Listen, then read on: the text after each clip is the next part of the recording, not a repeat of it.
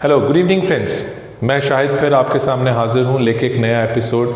और आज हम बहुत ही इंटरेस्टिंग चीज़ के बारे में बात करने वाले हैं और वो है एक्वायरिंग मेथड्स। आप लोग आम तौर पे सोचते होंगे कि सभी बच्चों का सीखने का तरीका एक ही है और अगर दूसरा बच्चा इसमें बहुत अच्छी तरह सीख रहा है तो मेरा बच्चा क्यों नहीं सीख रहा या मैं क्यों नहीं सीख पा रहा हूँ। तो आम तौर पे आपने सुना होगा, देखिए जी वो बच्चा तो बहुत अच्छा सीख रहा है, मेरा बच्चा इसी मेथड से नहीं सीख पा रहा है। उसकी वजह है कि हो सकता है आपके बच्चे का एक्वायरिंग मेथड बिल्कुल डिफरेंट हो। आप उसके भाई से या उसके पड़ोसी से या उसके क्लासमेट से या उसके कुलीग से।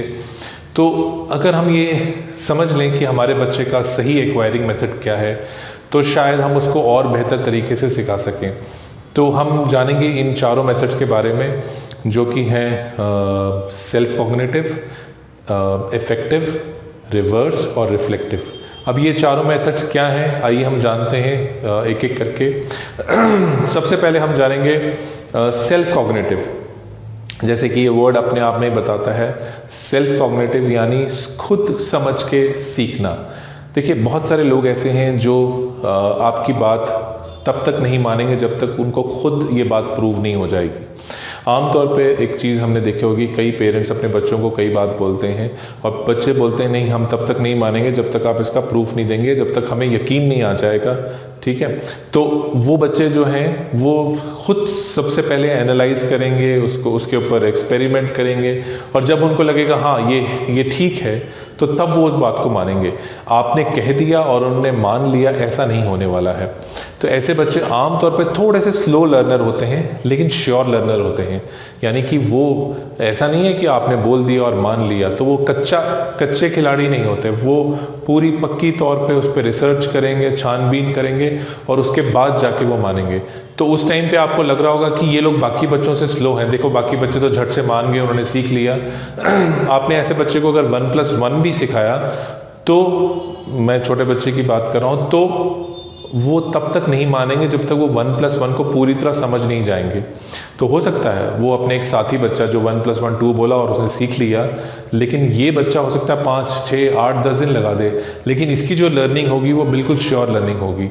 ओके, सो ये लर्नर्स जो होते हैं ये पूरी तरह से जांचते हैं, परखते हैं, उसके बाद ही मानते हैं। जब तक खुद को यकीन नहीं आएगा ये नहीं मानेंगे। और हमारी सोसाइटी में आम तौर पे जिन बच्चों को हम थोड़ा रेबल बच्चे बोलते हैं या जो बागी होते हैं या बगावत होते हैं, वो इस तरह के बच्चे होते हैं जो एकदम से पेरेंट्स की या टीचर्स की या किसी की बात भी मान नहीं लेते हैं। उनको बहुत टाइम लगता है ये समझने में, ये जानने में, और जब तक वो अपना पूरी श्योर लर्निंग नहीं कर लेते वो आपकी बात नहीं मानेंगे। और अगर आप उसको प्रूव नहीं कर पा रहे हैं तो आप समझ लीजिए कि कुछ कमी है, आपको किसी एक्सपर्ट को लेके आना है, तब वो आपकी बात मानेगा। अगर आप उसके साथ जिद करते रहे या लगातार उसके साथ लड़ते रहे तो उसका कोई फ़ायदा नहीं होने वाला है, क्योंकि वो अपने पॉइंट से नहीं हटने वाला है। और कहीं अगर आप भी सेल्फ कॉग्निटिव लर्नर हुए तो आप दोनों में लड़ाई हो जाएगी, क्योंकि आप अपनी बात नहीं छोड़ेंगे और वो अपनी बात नहीं छोड़ेगा। तो ध्यान रखिए कि बच्चा भी एक बढ़ता हुआ है, कॉम्प्रोमाइज़ आप ही को करना पड़ेगा as a parent, as a teacher. ठीक है, बच्चे अपने एक भले ही कितने वो श्योर हों लेकिन वो अपनी एक इमेच्योर स्टेज पे हैं, तो वो कॉम्प्रोमाइज़ नहीं करेंगे। कॉम्प्रोमाइज़ आपको करना पड़ेगा।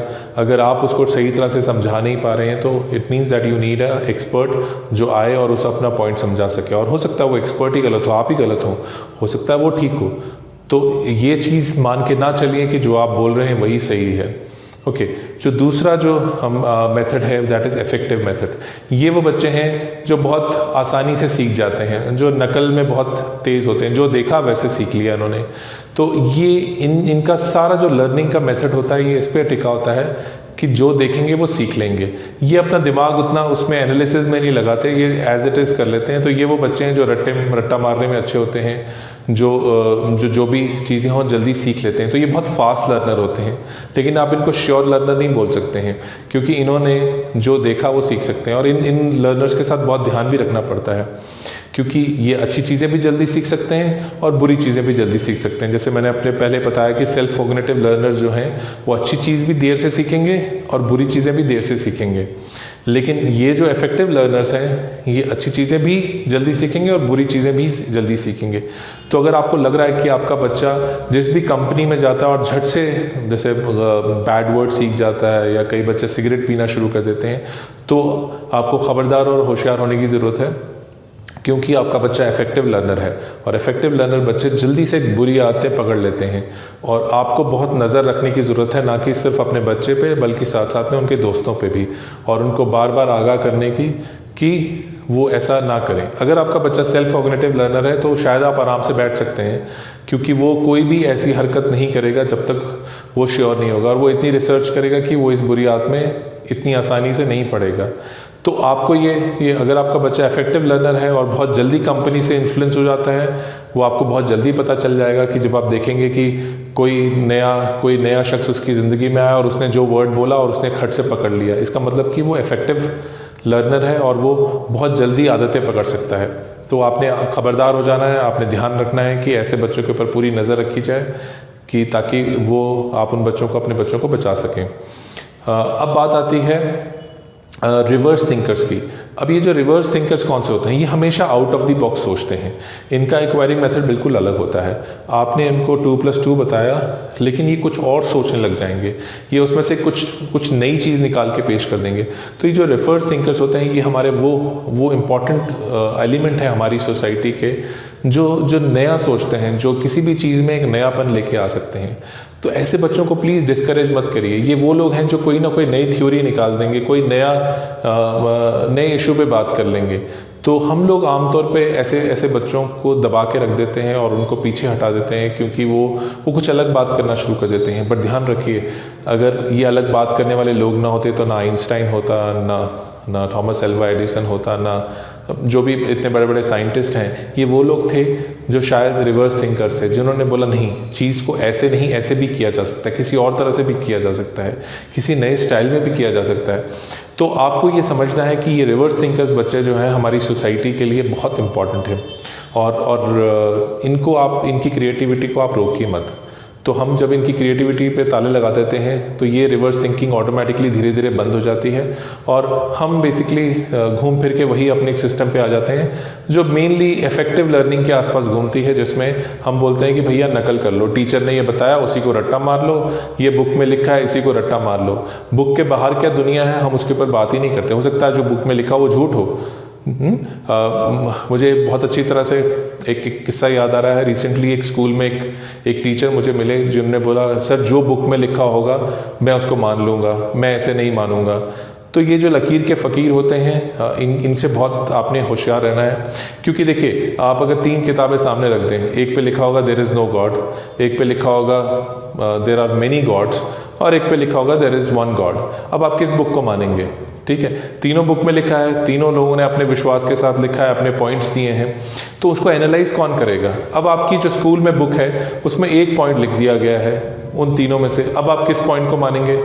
तो ये बहुत इंपॉर्टेंट है कि उस पर एनालिसिस निकला जाए, उस पर आउट ऑफ द बॉक्स जाया जाए, उस पर समझा जाए, और फाइनली फिर आप अपने पॉइंट पे पहुंचे कि भाई क्या है। तो कई लोग जिसको हम इफेक्टिव लर्निंग कहते हैं, जिस देश में जैसी पढ़ाई चल रही होती है वो लोग वैसा मानना शुरू कर देते हैं, क्योंकि सारा सिस्टम इफेक्टिव लर्निंग पे चला जाता है, और कोई ये एनालाइज करने की नहीं कोशिश करता कि कौन सी बात सच है। तो सच को ढूंढने की हम कोशिश ही नहीं करते, और हम जो लोग सच के साथ भी हैं वो भी उसको प्रूव नहीं कर पाते हैं। जो बिलीव भी करते हैं वन गॉड में, लेकिन वो अगर प्रूव करने जाते हैं तो वो प्रूव नहीं कर पाते हैं। क्यों नहीं कर पाते? क्योंकि उन्होंने सिर्फ इफेक्टिव लर्निंग की है, उस पर एनालिसिस और रिसर्च नहीं की है। और इसी चीज़ में हमारे जो रिवर्स थिंकर्स हैं वो बहुत इंपॉर्टेंट हैं, क्योंकि वो एक नया पॉइंट ऑफ व्यू, नया आयाम लेके आते हैं और नई तरह से समझते हैं। ओके, अब एक जो चौथा लर्नर है वो किस किस्म का होता है? वो उसको हम बोलते हैं रिफ्लेक्टिव लर्नर्स। ये बेसिकली वो लर्नर्स होते हैं जिनके पास पोटेंशियल तो बहुत होता है, लेकिन ये किसी गाइड के बिना काम नहीं कर सकते हैं। एक स्पोर्ट्समैन जो बहुत अच्छा खेलता है लेकिन he requires a good coach, तो ये वो लोग होते हैं जिनके पास टैलेंट है, जो वो हीरा है, लेकिन उनको तराशने के लिए झोरी या राजा की ज़रूरत बहुत बहुत ज़्यादा है। तो आपके कई बच्चे हो सकते हैं जो बहुत ज़्यादा फ्लरिश ना कर पा रहे हों, तो उनको एक राइट कोच या राइट गाइड की बहुत ज़रूरत होती है। कई बार हम लोग सोचते हैं कि नहीं ये खुद ही करना चाहिए, खुद ही नहीं।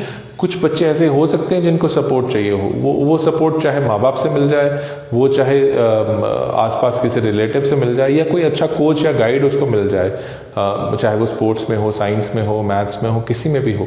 और ये बच्चे फिर अपना पोटेंशियल जो है बिल्कुल खोल देते हैं। मैं खुद एक पर्सनल एक्सपीरियंस बताना चाहूँगा, जैसे साइना नेहवाल का और गोपी चंद का। तो अगर आप देखेंगे कि गोपी चंद अगर नहीं होता तो साइना नेहवाल इस पोजीशन पे नहीं पहुंच पाती, और गोपी चंद ने फिर पीवी सिंधु को भी खड़ा किया, और वो शायद अपना पोटेंशियल ना समझ पाते वो खिलाड़ी दोनों, अगर ये कोच उनके पीछे ना खड़ा होता। तो कितना इंपॉर्टेंट है एक कोच और गाइड का होना भी।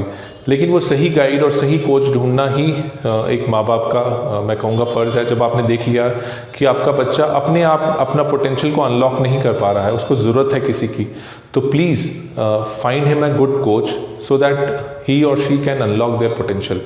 सो इस पे बहुत अगर आप काम करें इन चारों चीज़ों के ऊपर। देखिए, कुछ बच्चे हो सकते हैं जो मिक्स भी हो सकते हैं, जो थोड़े बहुत सेल्फ कॉग्निटिव भी हों, इफेक्टिव भी हों, तो जो चारों टेक्निक्स का इस्तेमाल करते हों। लेकिन कुछ बच्चे हो सकते हैं जो बिल्कुल प्योर सेल्फ कॉग्निटिव होंगे, जो बहुत ज़िद्दी होंगे, जो अपनी बात पे टस से मस भी नहीं होते, या जो इफेक्टिव लर्नर्स 100% हो सकते हैं, जो सिर्फ नकल करते हैं, जो अपना दिमाग लगाते ही नहीं है, जो हो गया वो सीधा कर लिया अपना दिमाग लगाए बिना, या कुछ भी नया आइडिया लाए बिना। तो आपको अपने बच्चे को समझना है और उसको फिर उसी तरह से हैंडल करना है। अगर आपका बच्चा, जैसे मैंने पहले भी कहा कि सेल्फ कॉग्निटिव उसका बहुत हाई है, तो वो ज़िद्दी हो सकता है, तो उसको समझाने के लिए मारपीट से नहीं, लॉजिक से काम लीजिए। अगर आपका बच्चा इफेक्टिव लर्नर है तो उस पर नज़र रखिए, उसका जितना हो सके उसको अच्छी कंपनी दीजिए, ताकि बुरी कंपनी में जो रह के वो बुरी चीज़ें सीखने वाला और वो ना सीखे। और अगर आपका बच्चा रिवर्स थिंकर है तो उसको पूरा स्पेस दीजिए कि वो अपनी क्रिएटिविटी को बाहर निकाल सके। और अगर आपका बच्चा एक अच्छा रिफ्लेक्टिव लर्नर है तो उसको एक अच्छा कोच दीजिए, ताकि वो अपने आप को जो सही अपने आप को खिला सके, ब्लूम कर सके। सो ये जो चीज़ें बहुत इंपॉर्टेंट हैं, जो हमारे एजुकेशन सिस्टम में फ़िलहाल मिसिंग है, क्योंकि हमारा एजुकेशन सिस्टम एक ही चीज़ पे चलता है, दैट इज़ रोट लर्निंग। आपने एग्ज़ाम में मार्क्स लाए, और वो मार्क्स किस तरह से लाए, आपने रट्टा मारा। टीचर भी अपने ही आंसर्स लिखाते हैं और बोलते हैं हमारे आंसर्स को रिप्रोड्यूस कर दो। अगर बच्चा अपने तरीके से आंसर्स लिखता है तो टीचर उतने मार्क्स नहीं देती हैं, मोस्ट ऑफ दम। मैं ये नहीं बोलूँगा सारे, लेकिन मोस्ट ऑफ द टीचर्स यही करते हैं कि मेरे आंसर्स ही लिखो जो मैंने ही दिए हैं, और एक ही तरह से लिखो, कोई दूसरा आंसर्स नहीं हो सकता। किसी और चीज़ के ऊपर डिबेट भी नहीं करते, हर चीज़ को वो लकीर की फ़कीर की तरह वो एक ही चीज़ बोल देते हैं कि यही है, यही फाइनल चीज़ है, बट ऐसा बिल्कुल नहीं है। तो मेरी ये रिक्वेस्ट रहेगी पेरेंट्स के साथ और टीचर्स के साथ, प्लीज़ अपने बच्चों के एक्वायरिंग मेथड्स को समझते हुए उनको पढ़ाई कराएं और उनको समझें, ताकि वो आपके लिए एक बेटर फ्यूचर क्रिएट कर सकें। तो आज के लिए बस इतना ही। मैं चाहूँगा आप लोग कमेंट बॉक्स में लिखें और मुझे बताएं कि ये प्रोग्राम्स कैसे चल रहे हैं, ताकि हम इसको और बेहतर बना सकें। आप अपने सजेशंस भी लगातार देते रहिए। तो आज के लिए बस इतना ही। खुदा हाफिज़।